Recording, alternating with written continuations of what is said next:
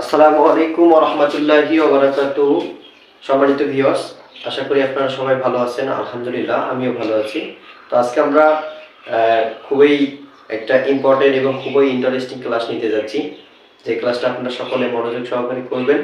ভালো লাগলে অবশ্যই লাইক, কমেন্ট, শেয়ার এবং ইউটিউব চ্যানেল সাবস্ক্রাইবের মাধ্যমে আমাদের পাশে থাকবেন।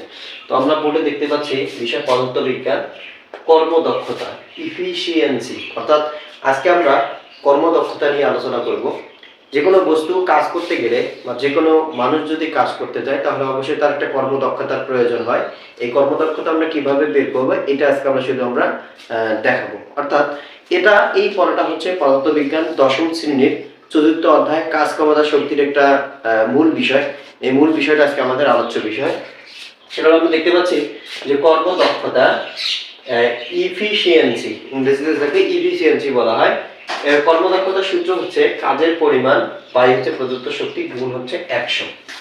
তাহলে কাজের পরিমাণ বাই প্রদত্ত শক্তি গুণ হচ্ছে 100। কাজের পরিমাণ হচ্ছে যে পরিমাণ আমরা কাজ করতে পারি এই পরিমাণ কাজের সংখ্যা হতে হবে।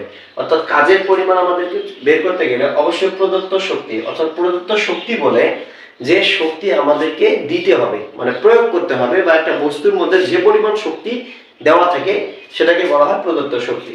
তাহলে আমাদের এই কাজের পরিমাণ বের করতে গেলে অবশ্যই আমাদের প্রদত্ত শক্তি মাইনাস শক্তির অপচয়। অর্থাৎ শক্তির অপচয়টা হলো যে আমরা কাজ করার ফলে যে শক্তি অপচয় করব, অর্থাৎ যে শক্তি আমাদের দেহ থেকে বা যে কোনো যন্ত্র থেকে চলে যাবে সেটাকে বলা হয় শক্তির অপচয়, ভাগ হচ্ছে প্রদত্ত শক্তি। এখানে গুণ হবে হলো 100। অর্থাৎ এই কর্মদক্ষতা বের করতে গেলে এই পুরো টপিকসটা আমাদেরকে মনে রাখতে হবে যে কাজের পরিমাণ প্রদত্ত শক্তি। অর্থাৎ প্রদত্ত শক্তি বলতে বোঝানো হয় যে শক্তি একটা যন্ত্রের মধ্যে দেয়া থাকে।